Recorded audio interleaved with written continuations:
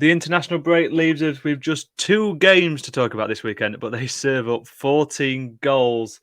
Welcome to the League One Lowdown Review episode.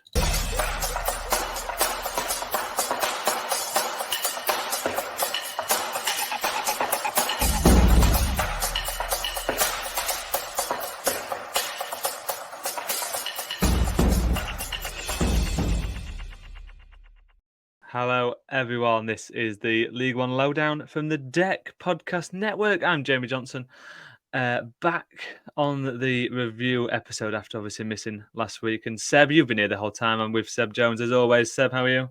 I'm good, thank you. Yeah, some of us can't be part-timers, you see. Some of us are here through thick or thin. But yeah, good to have you back, Jamie. Obviously, I was joined alongside Callum last week. But yeah, good to have you back. How was your trip away?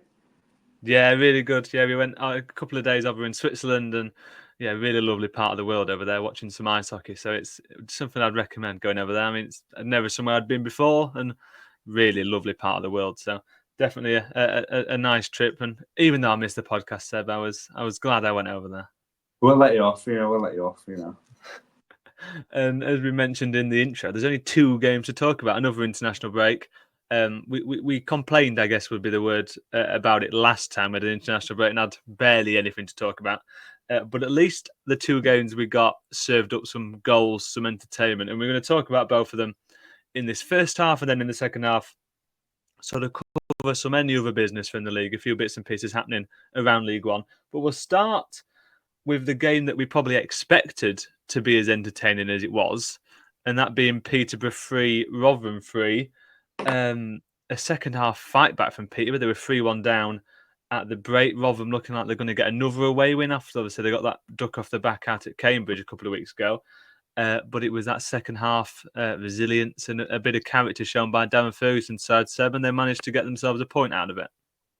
Yeah, three apiece between Peterborough and Rotherham. My only disappointment is that this wasn't the highest scoring game of the weekend, despite only having 2 games. Had a bit of all sorts, really. Own goal, couple of nice finishes in there as well. And we had a side, as you said, in Peterborough that went 1-0 up. Rotherham then went 3-1 up. And they still conceded their 3 points. So, Steve Evans will be disappointed. I'm sure, as you said, he'll have wanted to make that 2 away wins on the bounce. Going 3-1 up at half time, you would sort of expect that result to be held on to, if not to be added to, in favour of his side. But wasn't to be the case for Rotherham at the weekend. So, yeah, it's probably 2 points dropped. In fact, it is 2 points dropped. And I think Peterborough would definitely be the happy side with the result overall. Yeah, I mean, it has to be 2 points dropped, doesn't it? I mean, 3-1 up at half-time, you don't expect to lose that game. I know I was at Gainsborough in the FA Cup. I know that's one of the things we'll talk about sort of towards the end of the podcast. And the cameraman at that game was a Peterborough fan. And I remember at half-time, I was stood in the crowd holding the 3-1 up to him, and he looked gutted. And then by the end, he was sort of having a little laugh back that they'd managed to get a point out of it.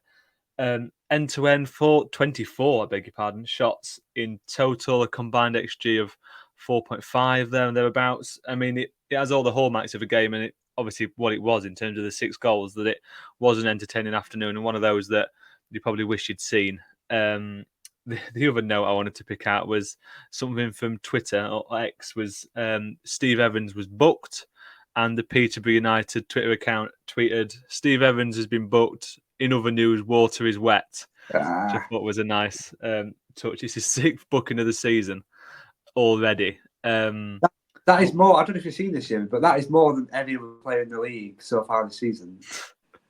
6 bookings. It's quite remarkable, isn't it?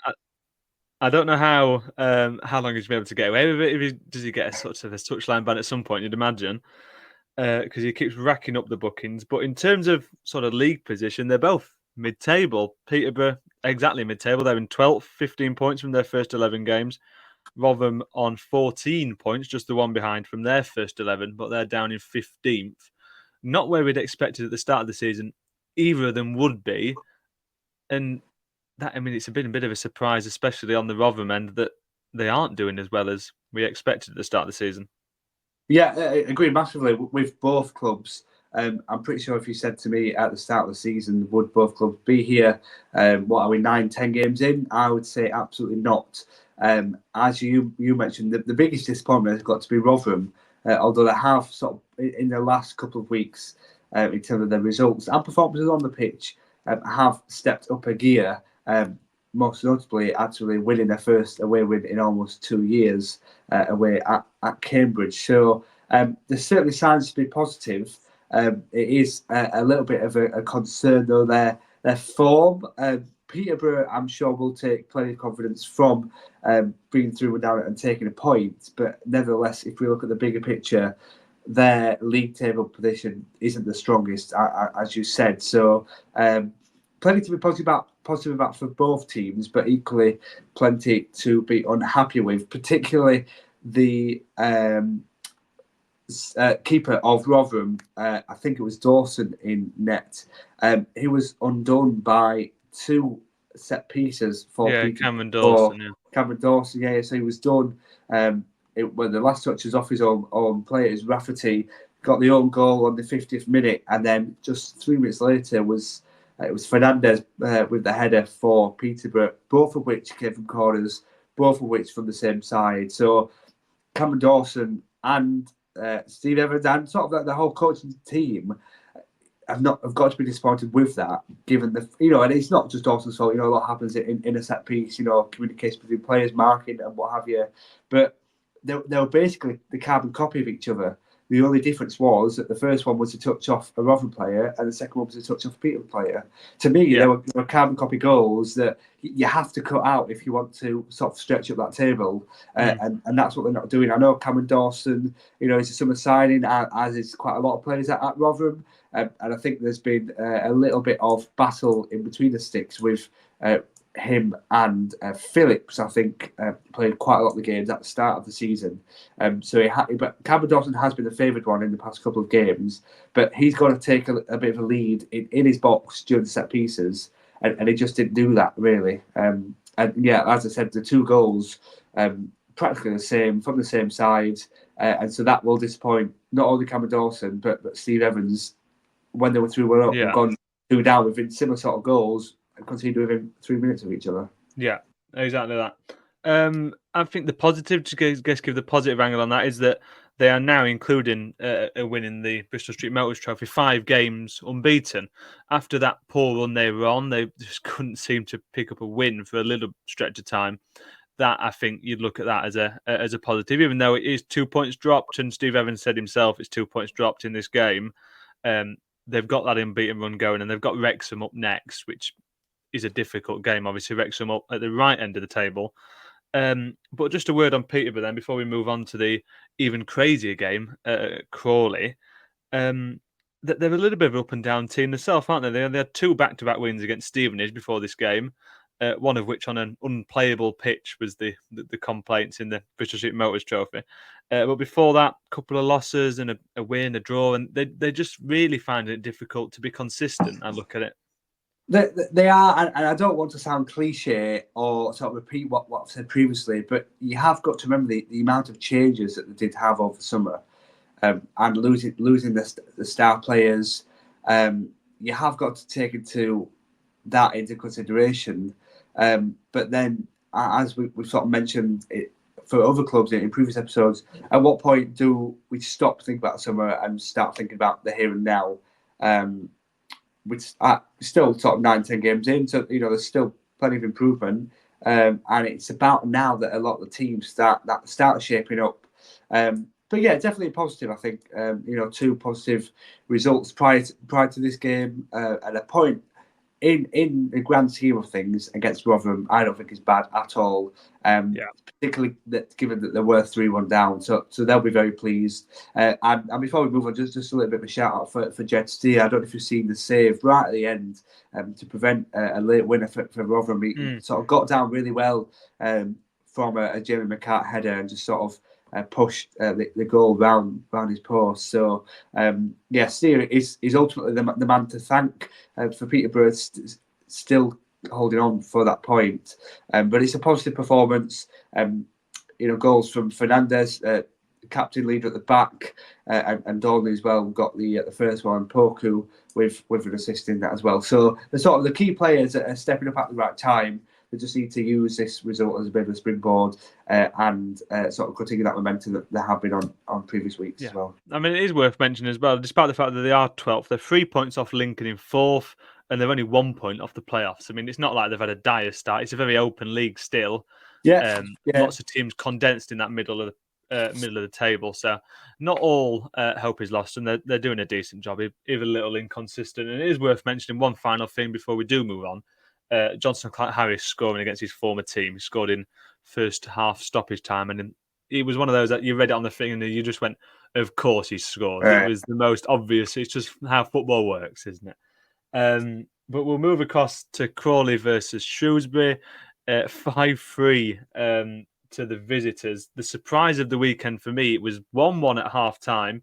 It was 1-1 in the 61st minute, and then all hell broke loose in that game. There was 2 yellow cards in quick succession for Josh Flint. At the time, it was 1-1, and you can look at that retrospectively and say that's what's cost his team, even though they've scored after that moment, and they did take the lead straight after it, really. Then the wheels fell off the cart.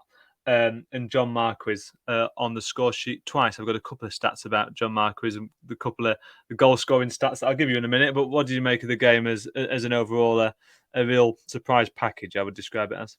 Yeah, that's certainly one term to use it. I thought the Rotherham and Peterborough game was exciting, but this was just on another level, really. 8 goals between 2 sides, who neither of which have been in the best of form so far this season. That's probably been a bit fair on both of them as well. Certainly one for the neutral, as the cliche goes. Very for the neutral. Well, great game. Yeah, very entertaining. For me, I think the key part of this is the experienced men stepping up for Shrewsbury. You mentioned one of them prior to that. John Marquis got a brace, including 1 penalty. And also, Nsiala is the other player that I would pick out within that as well. He grabbed a goal of the 5 that Shrewsbury did score. So for me, it's the age and experience sort of showing for Shrewsbury. They've not had the best of starts to this season, but they do have experienced heads in their side, and that will come very dividend. And it's evidently, they're both of which, Nsiala and Marquis, grabbing goals at key times. Marquis actually opened the scoring in the game. And then, grabbed another penalty late on, just a couple of minutes after Nsiala's goal from a set piece. So, that's the key for me. The experienced head stepping up, sort of proving to the rest of the squad. A lot of youngsters within that squad as well. Just sort of proving up when it matters, really. Bobbing up with a goal or so. Marquis grabbed 2, but could have grabbed another one as well. He hit the post earlier on in that game and also grabbed an assist to set up Lloyd in the at a time of the game, who himself bagged 2 goals late on. So for me, you have to look at the experience and the knowledge of John Marquis and Nsiala within that side. Former Rovers player, of course, John Marquis. But it was his first. Of course, yeah. It was his first goal since December. Where he scored 3 in 3 in that run, and then he obviously got 2 in this game. So a bit of a goal drought for him, and he's like London buses. You wait for one forever and 2 come at once. Lloyd, the other man with a brace, his 2nd and 3rd goal of the season, respectively. It's the first time they've scored 5 in a game, Shrewsbury, since January 2023. They put 5 past Cambridge at home, and it's the first time they've done so away since 2021, an FA Cup tie against Stratford Town, 3rd tier, step 3, I beg your pardon, of the non-league pyramid. So records being broken sort of all around in terms of the goal scoring. And importantly, it's a win for Shrewsbury. Only their 2nd of the season. And we'll come to talk about Crawley in a minute. It's their first win since August when they beat Leyton Orient, and they were 7 without a win before this game. So you went into it looking like it was going to be a crucial game. A team that 2 teams that are really struggling at the wrong end of the table, both on win runs, and one of them obviously has got that win, and it's Shrewsbury. So a really important result for them, you'd have to say. Oh yeah, for sure. And scoring 5 goals will certainly impress their manager as well. Albeit, as you mentioned right at the start, actually 4 of the 5 goals came after the 70th minute. So that is some good going, and will definitely please the manager and please the fans as well. So 5 goals. I would have been incredibly surprised if they got 5 and didn't somehow win that game. But they did, and it's a rare victory so far this season, and something that they will hope to sort of use as a bit of a springboard. You mentioned that they have had a struggle to start to this season. They are on 8 points, which is actually, and they are in the final relegation spot. But they're on the same level of points as Leyton Orient and Northampton. So all is not too bad. The goal difference isn't too great between the 3 sides either. Yeah. So they're not too far actually being in a safe position in the table, which I think will most importantly please the gaffer and the fans. But yeah, a win for Shrewsbury. That is ultimately all they care about, and they did so in certainly emphatic fashion. And obviously, it's still obviously really early days in the season. But saying that, it's obviously still a negative for Crawley that they're now 10 games in all competitions without a win. They've lost their last 6 in a row, 5 of those coming in the league. Shrewsbury, they've got a quicker turnaround. They play on Thursday night on Sky, one of the televised games for the week. And Crawley have got to wait until the usual Saturday, even though it has been moved to 12:30, that one.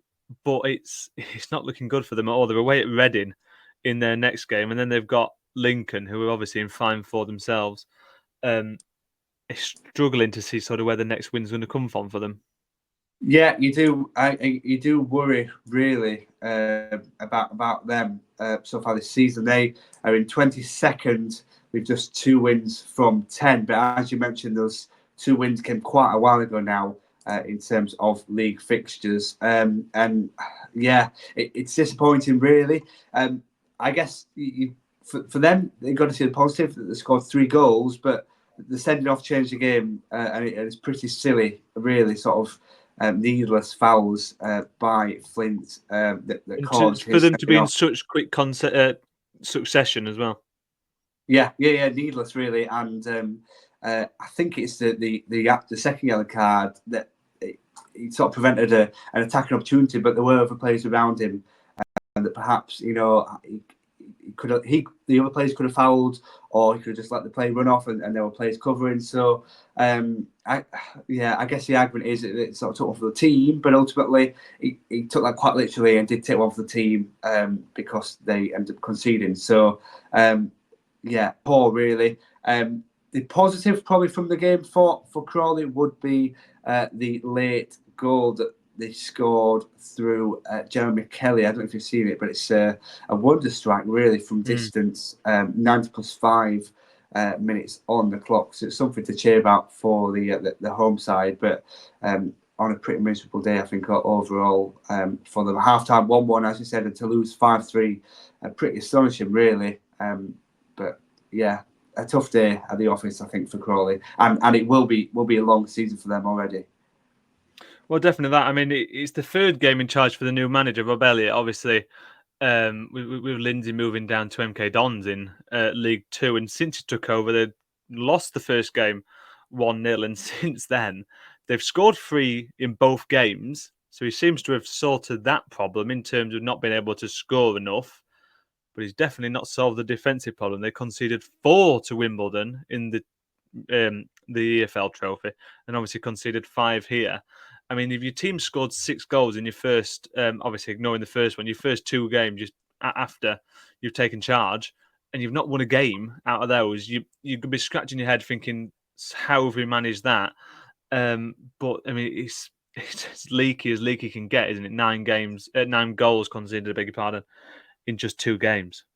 Yeah, it's poor form really, but as we say so often when new managers come in, they want an instant reaction and they want an instant bounce. But it's just not happened for Crawley and for Rob Elliott at this moment in time. But he'll want it to happen as soon as possible. To concede that many amount of goals, particularly himself as a former goalkeeper, he'll not be happy with that at all. And he'll want to sort of change that and put a stop to it as soon as possible. Ideally, he would have had the international break off. To sort of bed in his ideas, Yeah, as did the majority of the league.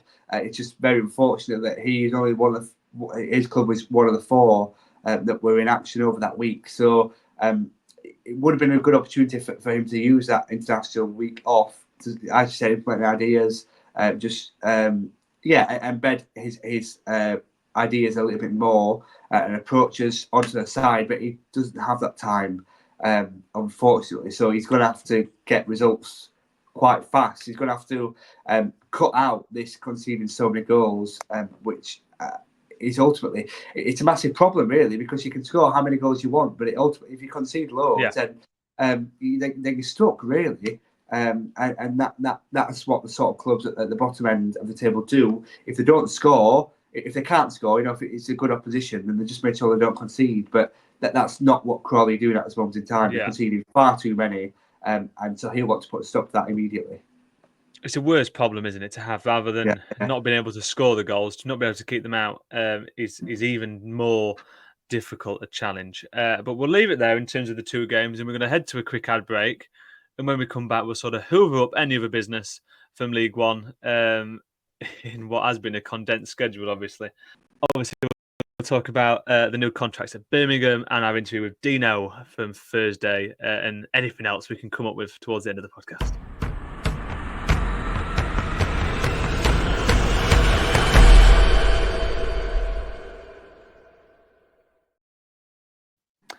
Welcome back then to the League One Lowdown here on the Deck Podcast Network, and we'll start, Seb, this second half talking about the exclusive interview on this very podcast feed. If you haven't listened to it or watched it, you can scroll up on whatever app you're watching us on, and it'll be there. Our full-length interview with Dino Maamria, the former Burton Stevenage Oldham manager. Quite the character. It was a really interesting interview, sort of in depth, near enough 40 minutes to an hour we did with him, with Jake Tongue stepping in. What did you make of it, Seb? Obviously, I was conducting the interview alongside Jake, but you listened to it. What did you make of him, and how do you think he came across? Yeah, well, firstly, I was gutted I wasn't able to be part of the interview. That was going to happen. But I have had the opportunity to listen back to it, and he speaks very well, really. Does Dino? He's very. I really like his approach, and he's certainly not one to shy away from his records at his previous clubs as well. So that was quite interesting. Interesting in terms of his future as well, and his past, what he's been doing in the last 6 to 12 months or so, visiting clubs abroad in Germany, Spain, and then also spending a bit of time with the army, I think he said. So that was quite interesting to pick up on. But nevertheless, he said despite doing all that, he has enjoyed a bit of time off, which I think is always the case when managers get fired, that they do enjoy that time off, but then reality hits after a few weeks, if not months. They want the sort of itching to get back into the business. And I don't think Dino is an exception to that. He is ready to get back in. But the interview itself, really, really good. You and Jake, and I beg your pardon, Jake, did a great job. Yeah. Thanks for that. Jake's for Sam, obviously with us in the deck. But yeah, really good, really well conducted. Covered a broad range of topics. And he's an interesting character. Really interesting. Yeah, exactly that. I mean, I don't think I can do a better advert than that. So if you haven't got around to listen to it yet, then take Seb's advice there. But yeah, no, I exactly agree with everything you said. Really, you can it came across to me talking to him how hungry he is to get back into management. That was what really came across, as well as the interesting things like you mentioned, spending a day, 2 days with the Red Arrows, with the SAS, different areas of the military, learning about leadership, how they do leadership, how we can use that in a football context, which I thought that was an interesting thing to sort of dive into in terms of, you don't often hear about that, do you? You hear about the day-to-day tactics of football, but that leadership side of things was something a little bit different, and going off to Germany to the Red Bull sort of academy, and then he went over to Valencia in Spain and spent some time with them, learning how they play football, learning how they coach, and it seems to be something he's going to bring in to his next job when it does eventually come. And that is the other thing to talk about from the interview. He wants it seemed like to me a long-term project. I think he understands where he sort of is in the food chain, if you like, in terms of a manager with a very good reputation at going into a struggling club, an underachieving and underperforming club, and turning them around in a quick fashion. That's what he's become known as. He's 3 or 4 times he's done it now, gone into a struggling side and turned things around, kept them up. Obviously, Burton, you look no further than that, his last job. But it seems to me, and what came across, is that he's very happy to do that again, but he wants a long-term project at the end of it. And that seems to be the overriding sentiment in terms of where he's looking, being a bit more selective in terms of where he's going to land for his next job. And I wouldn't be surprised if it is in League One. Obviously, that's where he's most recently managed. He's shown he's got the quality, the potential to be a decent League One manager. And I don't know if any clubs spring to mind, Seb, but in terms of going into a team that's underachieving with a long-term project, there seems to be at least 2 or 3 that could be perfect for what seems to be where he wants to land. Yeah, I thought that really interesting because some managers sort of have this reputation that they go in, January, February time, sometimes a little bit earlier, to basically save the club in short. And Dino has done that at quite a few clubs. He's been at, as you mentioned, at Burton most recently. But what he's after is to do that and then to carry on, which I think is quite interesting, really. He sort of wants to break that stereotype of him being sort of an SOS sort of type manager. He wants a project. I know Sam, who was in our previous episode, doesn't like that word, but ultimately that's what he wants. He wants a project to work with. He can sort of get some say in transfers and how he can run. Yeah, he wants a long term. A long-term deal, basically. For me, and I think this has been rumoured elsewhere as well, given their poor start to the season, I think he'd be quite a good fit at Cambridge, perhaps. They currently sit bottom of the table, just 1 on in 9 games so far. Yeah, so 1 point so far. Yeah, I had a bit of a stir there because I couldn't believe how it seems so unbelievable, doesn't it? The fact that they've had 9 games, they've only got 1 point. It's almost too bad to understand. Well, yeah, exactly. Or they're bottom of the table with 1 point on board. Burton Albion are second to bottom with 4 points on board. They're slightly different, so they're 4 draws, 5 defeats from 9 played so far, but still winless in the league so far this season. So whether Dino fancies a return to Burton Albion, he spoke quite fondly in your interview with him about the work that he did with Dino, about how not only rescued them, but sort of he sold on key assets. He sold Victor Adebayo to Bolton for £1.5 million, which helped the club massively. So that was almost like a mini project in the short time he was there. So whether he goes back for a second spell or another spell, maybe, but I could probably see Cambridge being a good fit for him. Yeah, that would be the obvious one, I think. Okay. Given Gary Monk his struggled so far, that would be the obvious one, Cambridge. Yeah, I mean, I agree sort of everything you said there. In terms of Burton, I can't see that happening personally. I think it was something he covered in terms of the club being in a completely different position to when he was there. They've got the money, they've new owners, obviously, in the summer. They put a real injection in 13, 14 players in the summer, whatever it was, and they've got a bit more of a long-term target there with the manager they have got installed. So I wouldn't be surprised if 1, he gets sacked, and 2, if they look to bring Dino back. But Cambridge, yeah, that's the one for me. Obviously, Dino's not going to give something like that away in an interview. No manager would. But you look at that and you put the pieces together, don't you? You think what our thinking is about Dino, what Dino said about what he wants for his next job, and they seem to come together quite nicely to say Cambridge perhaps would be the place for him. And I think he'd be a pretty good fit, obviously, with the CV we mentioned in terms of being able to turn a struggling club around. That's exactly what Cambridge is. Gary Monk's still got the faith of the board, at least for now. 9 games in, only 1 point. There's only so long that can last, though, surely. And it will be interesting to see how long it does go on with Gary Monk at Cambridge. And then if Gary Monk does leave, I'm assuming he's got probably 2 or 3 games to try and turn it around. And if he doesn't, I think Dino, that's the sort of manager you're going to be looking at if you're the people at Cambridge looking, where are we and what do we need? And that it lines up for Dino, I think. Yeah, I agree. Absolutely does. It will be interesting to see if he does go in at Cambridge. Obviously, that is reliant on Gary Monk leaving the club. But whether that happens or not, we'll see. But yeah, nevertheless, I think it's stranger things have happened in football. Gary Monk could turn it around. You know what I mean? It's not out of the question.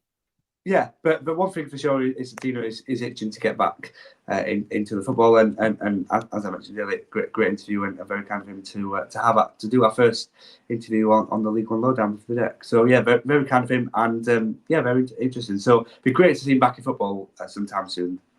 Yeah, exactly that. We'll move along then to talking about a couple of new contracts at Birmingham. A quick mention for the new contract at Lincoln, Jovan Makama signing a new 3-year deal, I beg your pardon, with the club that'll keep him around at least a little bit longer, and sort of well deserved. He's been a breakout star, I guess, a little bit. You'd describe it as he's sort of come into his own, bit bulked out a little bit, and just got a bit more energy, a bit more pace, a bit more strength, and it's really made the difference. Scored a lovely goal against Leyton Orient in that 2-1 win and played a really integral part of that. Of course, an academy graduate at Lincoln, so that's a nice story there. And then Birmingham, 3 contract extensions they've clocked up over recent days. We'll take them, I guess, in reverse order. The most recent, Ethan Laird, a 2-year extension for him. We'll keep him at the club until 2028. He's currently sidelined with an ankle injury, but the club's shown a lot of faith in him while he's out injured. You, instead of leaving him on with nothing to do with it, making him sign on a piece of paper while he's up resting. Give something to do, won't it? I think he's been a good player for Birmingham. Came in June last year, featured quite a lot last year during the season in which they were relegated. But as you said, currently out injured. But yeah, it's an option at the back for Birmingham, and for him, I think it's good that he has this sort of home. He had a few loan deals away from Manchester United, but he has, he's been at Birmingham a year now. Simon is 22, and now to get that deal until 2028, that's 4 years' time. So that would be massive. Yeah. So if he stays for the duration, that'll be until he's 27. So his prime years, he will be at Birmingham City, which I think it's a good piece of business, isn't it? Oh yeah, massive. Yeah, it's great. But for him personally, and for the club as well, I think it's a great bit of business. I've been out since late August, as you said, but I'm sure they'll be very happy to see him come back, which hopefully is soon. But yeah, solid option for Birmingham at the back, and good to see him being rewarded despite being injured. Yeah, exactly. And just before that, Keshi Anderson signed a 1-year extension. That'll keep him at the club until the end of next season, the end of the 25-26 season. He's featured in all but one of Birmingham games so far this season. So a real a mainstay, an important figure in that team. And you don't mind it when you're getting this sort of, it's obviously quiet business. It's not a new player you're signing. It's more low-key. You're extending a contract, and it keeps things bubbling along nicely, and it looks another solid piece of business from Birmingham, this one. Yeah, Kesh Hansen is a name that sort of has been around this league for a long time, actually. Dating all the way back to Doncaster Rovers in 2015. Had spelled at Donny, spelled at Bolton, Northampton, Swindon, and then he signed permanently for 2 years at Swindon, and the most recent was at Blackpool before joining Birmingham. So he's been at quite a few clubs. But signed a 1-year deal in the summer with Birmingham, and to already have that extended, I think this sort of shows what sort of impact he has had in his short Birmingham career so far. So he'll be here at least until the end of 2026. And that is good going for a side that are top of the table. They want to tie down their players that have been strong so far in this strong start as a club altogether. He'll be happy with that, and I'm sure the fans will be as well. So yeah, good to sort of a bit more certainty for him. Having the 1 year deals are always a little bit risky, but to have that couple of extra years added on, I think is great business by the club. And the day before that, I believe it was the third and final of these, the one that came obviously first. Sung Ho signing a 2-year extension, came in January, and his deal now runs until the summer of 2028. So a couple of seasons added on to that.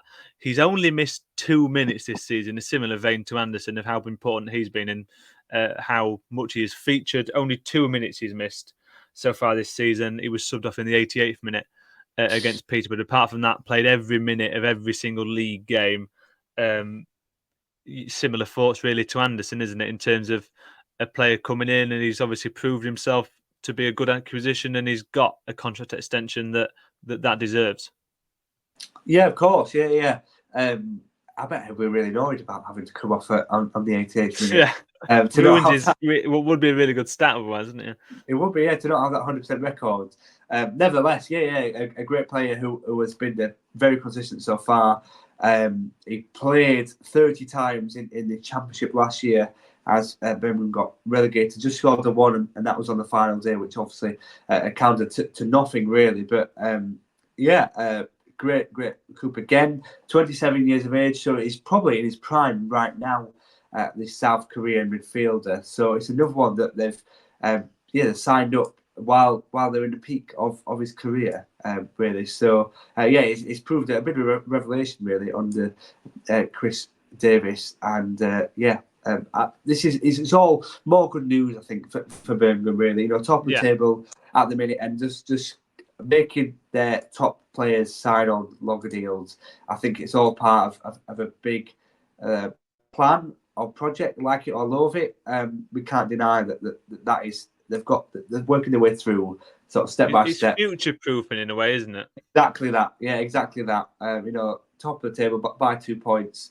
Only 1 defeat so far this season, 1 draw, 7 wins from 9 played. So it's looking good. 3 contract extensions in the space of a week is pretty good as well. And they'll hope that more players can sort of join that trend and jump on the bandwagon of signing contracts. So 3 really good deals for Chris Davis's side.